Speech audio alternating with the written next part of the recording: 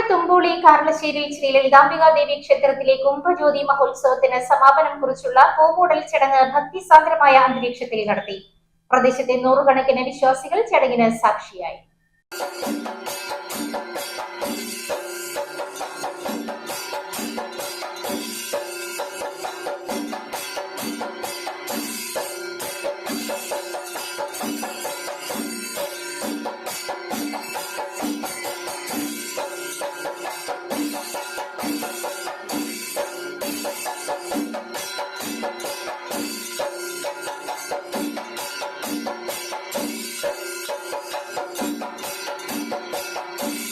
ആലപ്പുഴ തുമ്പോളി കാരളശ്ശേരിയിൽ ശ്രീ ലളിതാംബിക ദേവി ക്ഷേത്രത്തിലെ കുംഭജ്യോതി മഹോത്സവത്തോടനുബന്ധിച്ച് നടത്തിയ 35ാമത് ശ്രീമദ് ഭാഗവത സപ്താഹയജ്ഞത്തിന്റെ സമാപനം കുറിച്ചുള്ള പൂമൂടൽ ചടങ്ങ് ഭക്തിസാന്ദ്രമായ അന്തരീക്ഷത്തിൽ നടത്തി.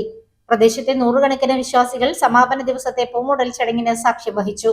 അലങ്കാർ ശാന്തി, ഷാജി ശാന്തി, വിഷ്ണു ശാന്തി എന്നിവർ പൂമൂടൽ ചടങ്ങിന് മുഖ്യ കാർമ്മികത്വം വഹിച്ചു. ഈ മാസം 12-ന് ക്ഷേത്രം തന്ത്രി ബ്രഹ്മശ്രീ ജയതുളസീധരൻ തന്ത്രി ഭദ്രദീപ പ്രകാശന കർമ്മം നിർവഹിച്ച് സമാരംഭം കുറിച്ച മഹോത്സവത്തിന്റെ ഭാഗമായി 2ാം ദിവസവും 3ാം ദിവസവും പൂമൂടൽ ചടങ്ങും, 4ാം ദിവസം താലപ്പൊലി വരവും, 5ാം ദിവസം രുക്മിണി സ്വയംവരം, സർവൈശ്വര്യ പൂജ, 6ാം ദിവസം വനിതകളുടെ വകയായുള്ള നാട്ടുതാലപ്പൊലി വരവ് എന്നീ ചടങ്ങുകളും നടത്തിയതായി ക്ഷേത്രം യോഗം പ്രസിഡന്റ് കെ എം ബൈജു പറഞ്ഞു. സമാപന ദിവസത്തെ പൂമൂടൽ ചടങ്ങിനെ തുടർന്ന് ആലപ്പുഴ മെലഡീസ് ഓർക്കസ്ട്രയുടെ നേതൃത്വത്തിൽ നവീന ഗാനമേളയും വേദിയിൽ അരങ്ങേറി.